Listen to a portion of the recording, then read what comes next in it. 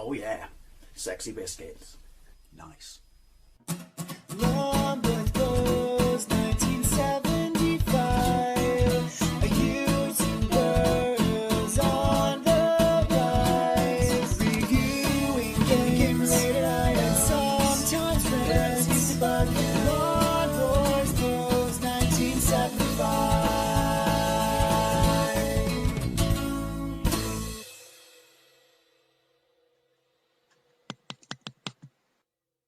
Hey YouTube, Longboys Post 1975, and welcome to a product overview. A product overview I've been wanting to make for years, but also a product overview meaning that I've had to get my hand on a product that I've been after for years. Now you've read the title and you've seen the thumbnail, and that would be the plug-and-play Jack-specific, officially licensed from Midway Mortal Kombat units. Now it's funny, I found out about this few years ago, probably 5 or 6 or so years ago, and I cannot remember exactly where it was. It was either an article in a magazine, an online magazine more specifically I would say, maybe it was Retro Gamer, I honestly don't know. More than likely it was probably a video on YouTube, and that's because I have a penchant for plug and plays. Outside of my Chinese knockoff tat, you will know that I do like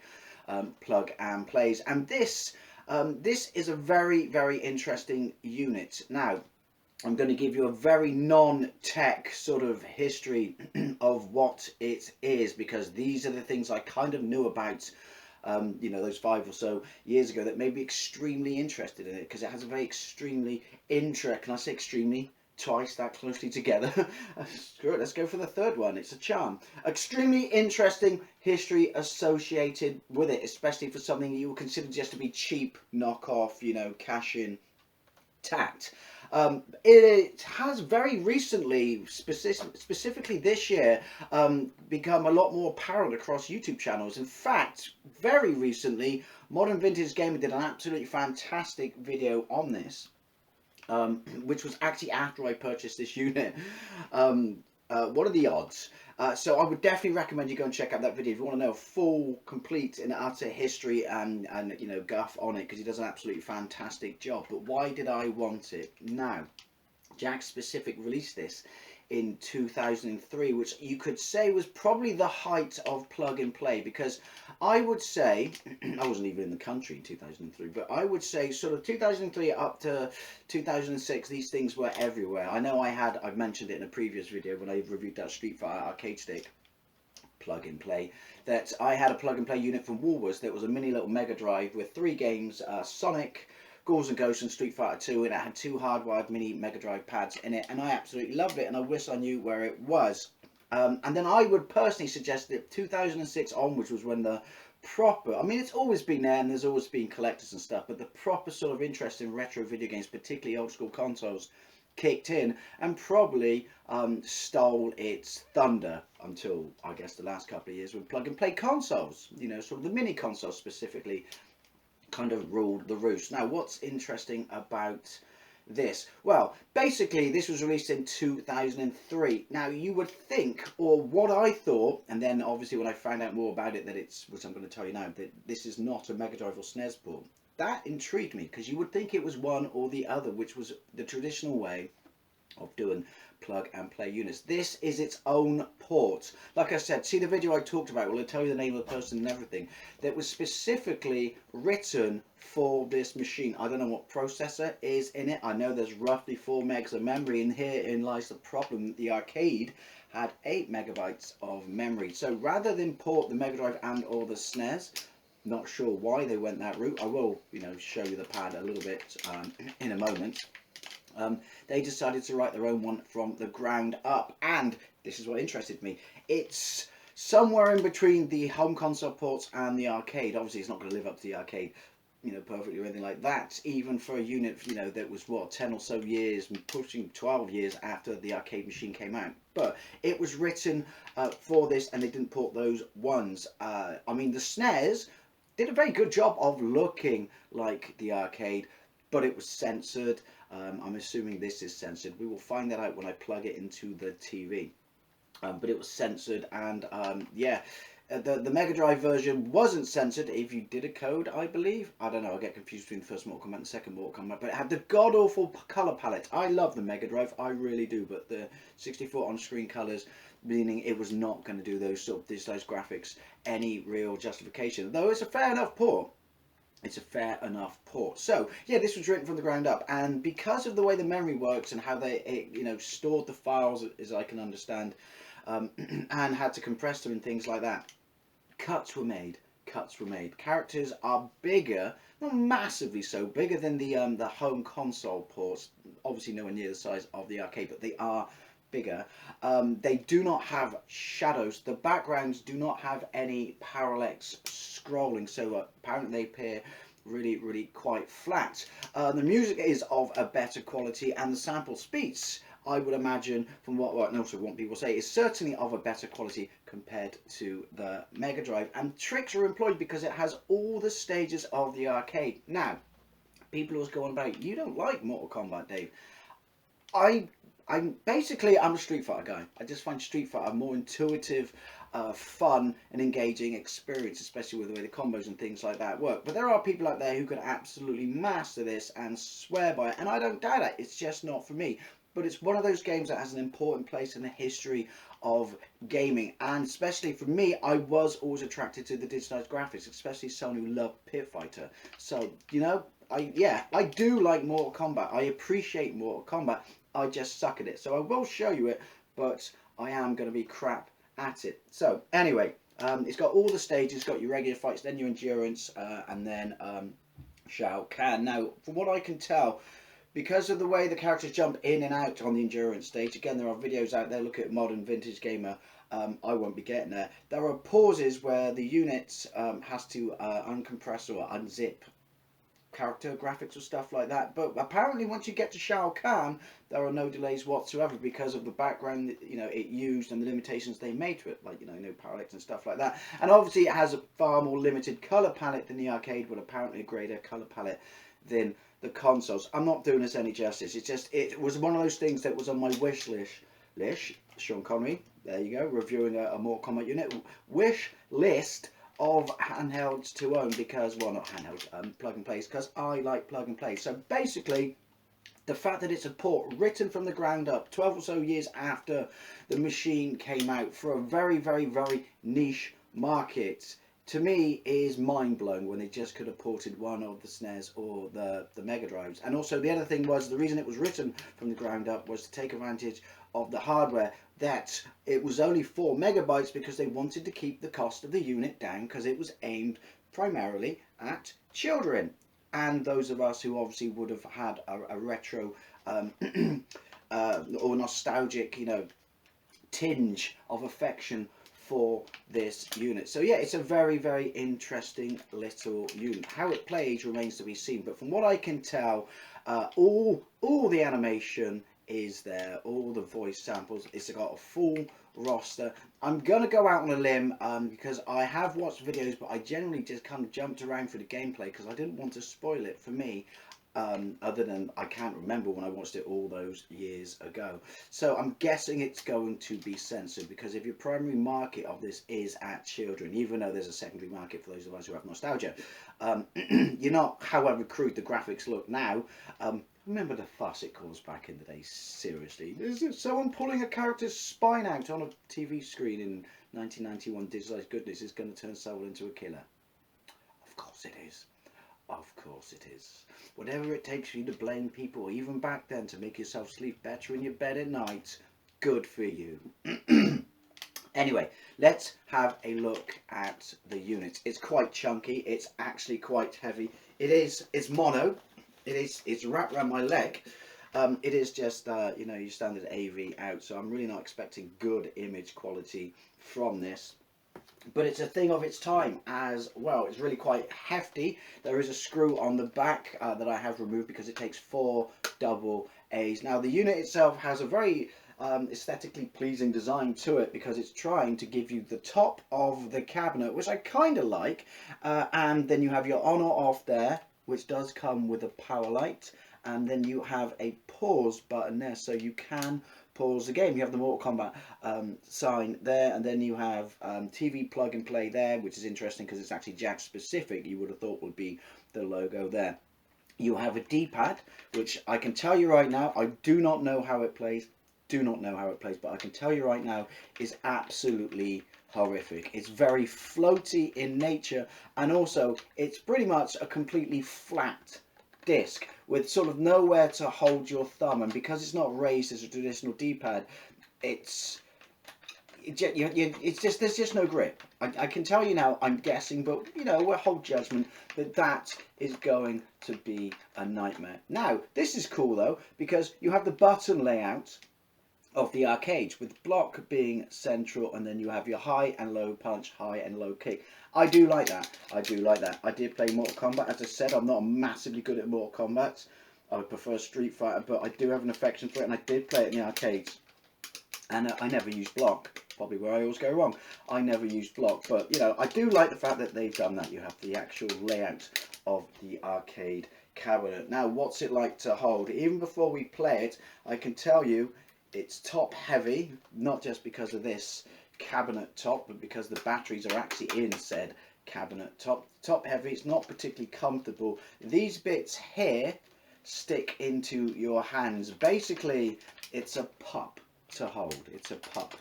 But you know, it's a casual gamer thing, so we can forgive it that. Now, this is interesting. I believe this was £25 United Kingdom back in the day. So would you want to buy two, or would you just then in 2003 buy yourself a knockoff? Oh, knockoff wasn't around. An old Mega Drive or SNES and just buy the games, because they would have been still cheap back then. But you can plug a secondary unit into it. How do you do that? Did it come with a lead? Because this was not boxed, unfortunately. This cost me £20 in nowadays money. They were floating around boxed, packaged. It's like a bubble card, you know, or blister pack kind of packaging, and it does look very, very nice. And it did come with an instruction manual telling you how to do the moves for each character, and I believe, did it? I don't know, tell you how to do the finishing moves, of which will be in here, but I imagine there'll be more along the lines of the SNES moves, as I said, because this is probably going to be censored. I don't know, we'll wait and see. Well, actually, we won't wait and see, because I don't know how to do any finishing moves. But yeah, so did a secondary lead come with it? Because you basically daisy chain these units. And if you daisy chain these units, then you can play two-player. That's kind of interesting. Like I said though, would you want to buy two of these units and then cost yourself 50 quid? But I'm pretty sure in 2003 you could have bought yourself a Mega Drive, at least a power one, and probably a copy of the game in two pads for around about that. By all means, people who bought consoles back in 2003, correct me if I'm wrong, because boring random fact, my YouTube channel didn't start until 2011, and I bought myself my Japanese Mega Drive, which was the birth of this channel, for about £60, I believe. I don't know why I'm slowing my voice down and raising it up like a question mark, but I am. So 7 or so, 8 years before that, I'm pretty sure you could have, but that's neither here nor there. If you wanted to, you could daisy chain and two-player it, and that is interesting. I do like that. That's a very interesting thing. I mean, you had the Street Fighter 2 unit that I had from Woolworths that allowed you to play two-player, but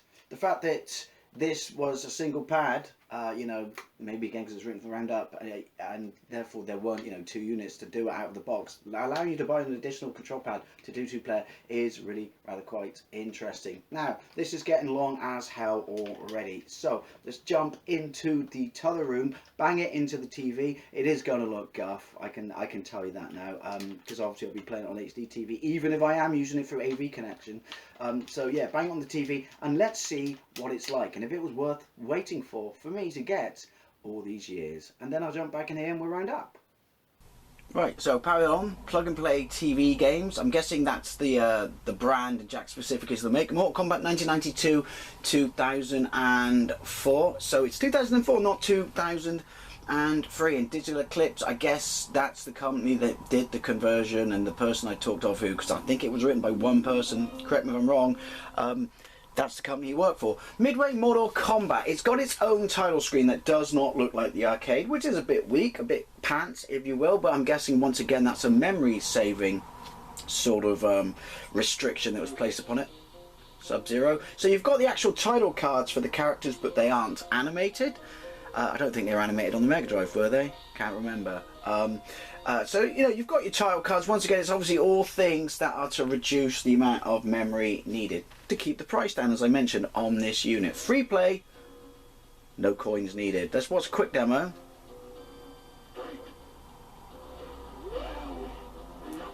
The music sounds absolutely decent. It really does. And it looks the part. It's not full screen. The samples are right. You can see from the background, obviously there is no parallax. I say it's not full screen. Is that a PAL thing? From what I can remember, the arcade, even in North America, was a weird machine that didn't run at 60 Hertz. It ran somewhere between 50 and 60 Hertz. But so you can see the sprites are a little bit bigger than the home counterparts, but not massively such. Right, a 2,000-year-old half-human dragon gore remains undefeated for, you know, Mortal Kombat. Right, full roster. We're going to go with Liu Kang. It's very muddy graphics, but I'm expecting that because it's incredibly cheap, you know, AV cables onto a TV. Come on, there we go. So you've got endurance, 3, 2, 1, that's where it has to load stuff. And you've got a lot of fights that you're not going to see because I'm pants at this. This is a very uncomfortable pad, and I'm not talking the D-pad. Right, okay. Right, and there we go. This is the... Ooh. This is basically my knowledge of Mortal Kombat. So like I said, I'm not a good player. I don't know any of the fishing moves. But I can tell you what, right? If you offered this to me, this unit, as a kid, at the height of when Mortal Kombat was, you know, around on the consoles. Oh, that was a bit weak. So you do have finishing moves in here. I'm guessing they're all cut down. Someone can obviously answer that from me down below. I'm guessing they're all like, you know, sensors and stuff like that. But anyway, if you offered this to me as a kid as an alternative to the home console ports, shit pad aside, I would have been more than happy. I mean, the graphics for the background are very flat because there is no parallax, but they do the part. Alright! The samples are certainly better than the Mega Drive, I will say that. Colours are a little washed out, but again, compared to the Mega Drive.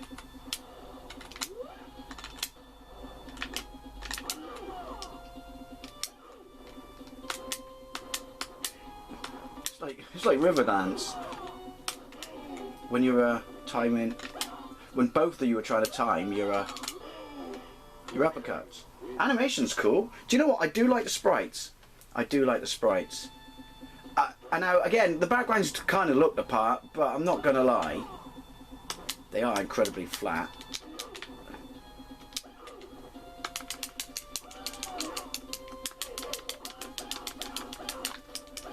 Yoink! Cheap! Seems to be a bit of a weird scrolling thing going on there. See, he says excellent. Does that count as a finishing move? I'm actually quite impressed with this, by the way. I should have played Mega Drive and SNES before I played this, because this is genuinely the first time I played it. To Christopher Lambert. To kind of have something in my head to do a comparison to. Probably could have. Ooh, no you don't. Put a little bit of each in this version, this video. Now, as you can see,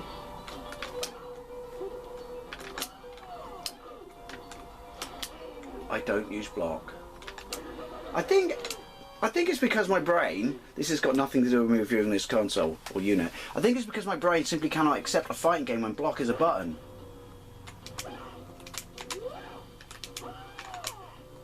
I don't know why. This pad, right, I haven't talked about the pad yet, have I? This pad is awful. Oh, I hate it when he does that.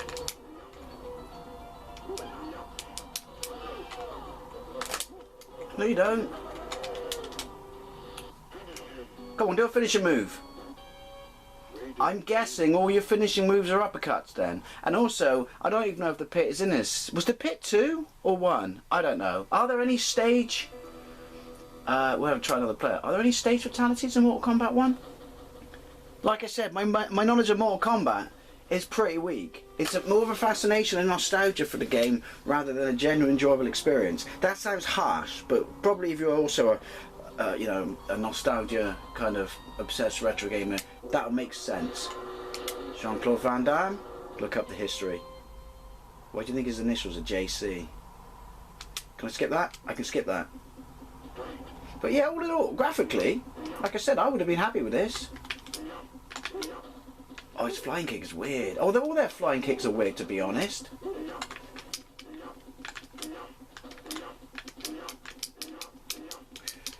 It's just like that bit in Bloodsport where they just kick each other and keep going. You know, who can take it? Who can do the hardest kick? It's nothing like that bit. Obviously, the background here would be animated. So it's not just the fact that it's not parallax. It's, there are, you know, animations missing too. Now, again, I keep getting distracted by the gameplay. This D-pad is awful. You can... I'm guessing that's your finishing move. It's flat. Your thumb slides all over the part, you know, that's why you would want those raised bits, but also because it's flat, it makes doing your uppercut and doing floor sweeps a lot more difficult than you think they would be on another pad. I want to do that. Stepping it up in it because I've been cheap.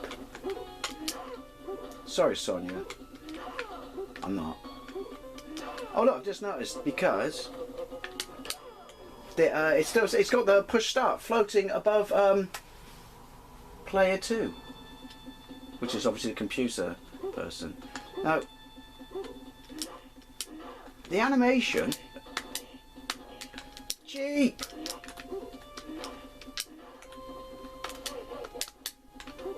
The animation, is it better than the Mega Drive? Because I'm thinking it's actually really rather quite good. So you know what, all things all, I know I'm going to round up and tell the room, but all things and all, this is actually pretty impressive. It's a shame that your brain's, one of the things your brain's going to take from it is this god-awful control pad. But then again, that's something to be expected because of the price of the unit. Oh, go on. Yeah, guessing. I'll just say that again. Guessing that uppercuts are the limit of your finishing moves. But yeah, it's a very uncomfortable pad. The D-pad is awful, which is a shame because it really does look the part. One more character. Skip to the end.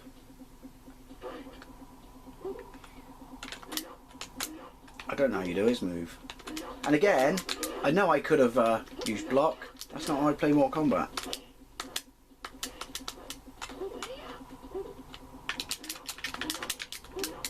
Even doubt, button mash.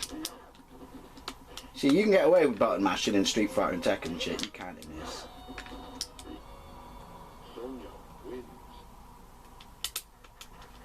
Oh, nice little applause, Wimbledon. Only I don't hate this. Sorry, Wimbledon. It's true. Oh, there's worse ways to be taken out than that. I'm not going to lie. See, that forward roll was actually me trying to do just a straight up jump kick. That's how bad this D-pad is. Go on, rip my balls off. Ah, well, there you go. Let's jump into Teller Room and round up. So what are my thoughts on this unit? Obviously, bear in mind that this is a unit from 2004. This is a unit from a very, very long time ago.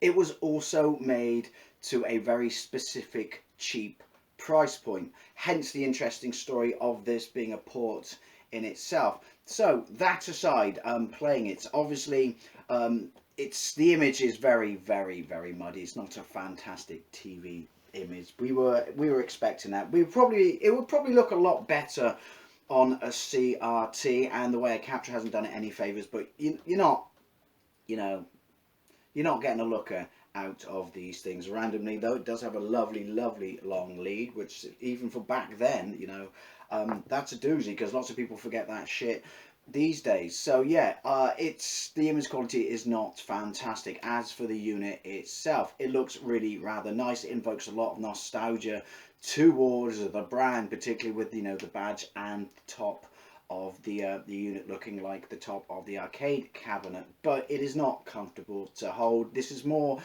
so now than then. This is a curiosity piece, a bit of a gimmick. But, you're not going to sit down and have proper Mortal Kombat sessions on this, even though points for the fact, again, I have to say points for the fact that you can daisy chain and you can do 2-player. That's a very nice addition, particularly for back then. But you're not going to use this for long Mortal Kombat sessions. Although the interesting point, which we will get to for points on this and why you should own it, is bear in mind that this is a very unique port.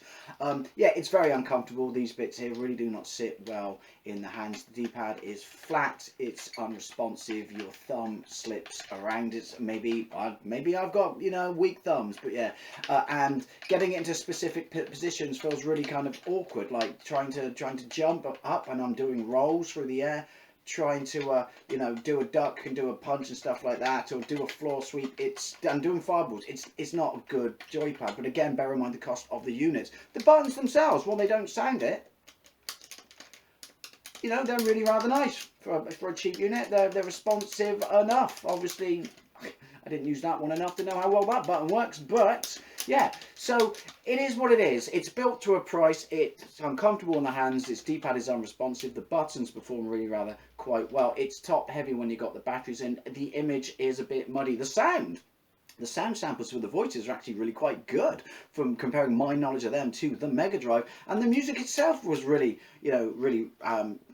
quite nice. Sounded really, I know it's not exactly the same, but really did invoke memories of Mortal Kombat's music. The full game is in there. I did not get far enough to show you much of it anyway, but yeah, it's a novelty. It clearly is a novelty. It was clearly a novelty back then. It suffers from being censored, from what I can tell. By all means, correct me in the comment section down below, but when it says finish him, even if I knew finishing moves, which I don't, I doubt I could have done anything particularly nasty. Maybe you could have done it in line with SNES moves, but clearly I got the impression from when it said the voice after you did it, when it said finish him or her, that your uppercut seems to be the limit of your finishing moves.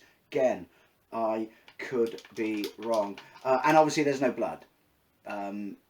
There is a code to get to a test menu, which you didn't see in that clip then, but when I stopped recording, I tried it, and it's something really simple. It's on Tinterwebs. I think it's, I don't know, up, down, left, right. Couldn't get it to work. Whether or not the test menu lets you turn on blood, I sincerely doubt, because this was basically a kid's toy, so there is no blood. But then, hey, if you like the SNES version, I'd rather have nothing at all than weird coloured sandy looking sweat flying off people. So basically it's extremely cheap, but it makes no qualms about being built to a price. Pad shit, image quality not great, sound alright, music alright. Yeah, you will notice the backgrounds, even as the Mega Drive is not a looker. Some parallax does make a difference, and you will notice the lack of animations, but it isn't a deal breaker because they still resemble the arcades. Is it something to own? If you're a massive Mortal Kombat fan and have a massive amount of nostalgia, an attachment to the brand, I would say is an oddity, a niche collectible piece, absolutely. But the main reason I would suggest to own it is its own port. It is a completely and utterly unique port. As far as I can tell, by all means correct me, this has not been emulated. So if you're a true collector and you want to, say you have every single port of Mortal Kombat, then this pretty much is a must own. But for me, I'm glad I have it. I will play it again. It's something to share with my mates who are big fans of Mortal Kombat.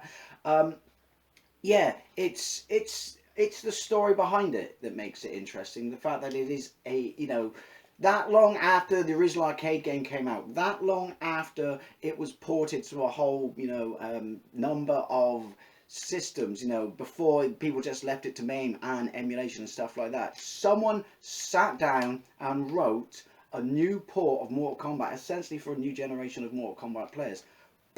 That blows my mind, and that is why, ever since I found out about this 5 or 6 years ago, I had to pick it up. So, do I recommend it? If you can get it for 20 quid and you're a massive Mortal Kombat fan, yeah, I do. Anyway, apologies, this video's kind of gotten away from me, but let's be honest, you don't watch my videos for concise and to the point entertainment. As always, I'd love to know what you think, especially if you have this unit, and can you do finishing moves, can you unlock blood, and what do you think about it and the whole story behind it? Thank you very much for watching, and I'll see you later.